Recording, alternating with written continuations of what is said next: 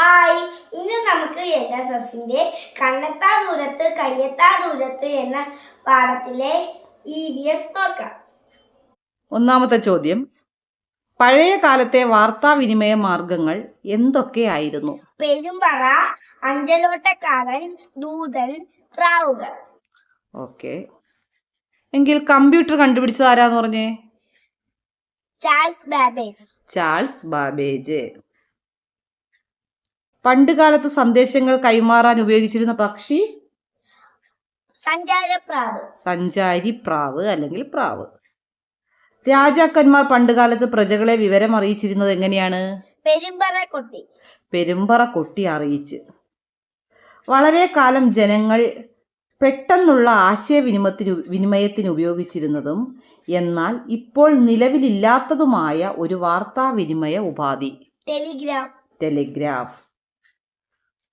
വാർത്തകൾ കാണാനും കേൾക്കാനും കഴിയുന്ന ഉപകരണം ടെലിവിഷൻ, TV.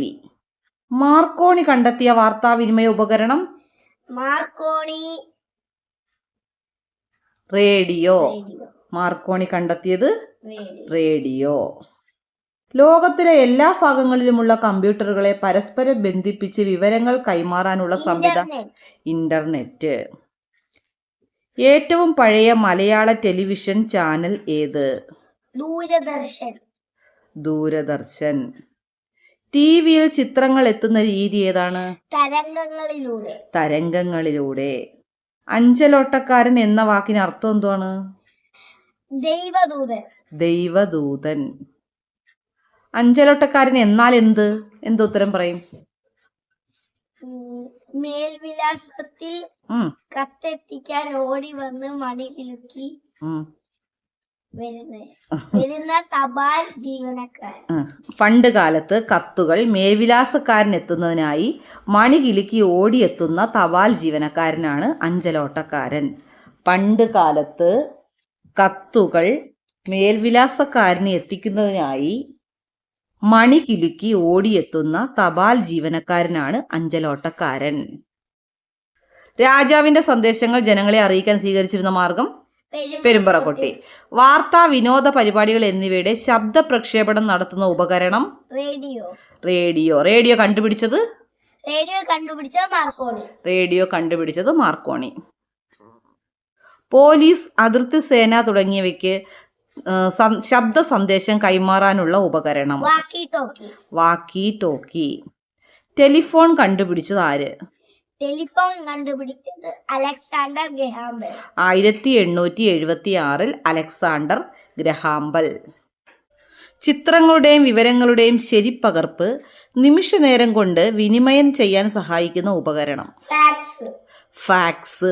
ഫാക്സ്. ഒരു സന്ദേശം ഒരു കൂട്ടം ആളുകൾക്ക് കൈമാറാൻ ഉപയോഗപ്പെടുത്തുന്ന സംവിധാനത്തിന് പറയുന്ന പേര് ബഹുജന മാധ്യമം. ഒരു സന്ദേശം ഒരു കൂട്ടം ആളുകൾക്ക് കൈമാറാൻ ഉപയോഗപ്പെടുത്താവുന്ന സംവിധാനത്തിന് പറയുന്ന പേരാണ് ബഹുജന മാധ്യമം. കമ്പ്യൂട്ടറിന്റെ ഉപയോഗങ്ങൾ എന്തൊക്കെയാണ്? ഇമെയിൽ സന്ദേശം അയക്കാം, സ്വീകരിക്കാം, വീഡിയോ ഓഡിയോ പ്രവർത്തിപ്പിക്കാം. ഓക്കേ. പത്രം വാർത്തകൾ ഒരു കൂട്ടം ആളുകളിലേക്ക്. ഏറ്റവും അധികം പ്രചാരത്തിലുള്ള വാർത്താവിനിമയ ഉപാധികളിൽ ഒന്നാണ് എന്ത്? പത്രം.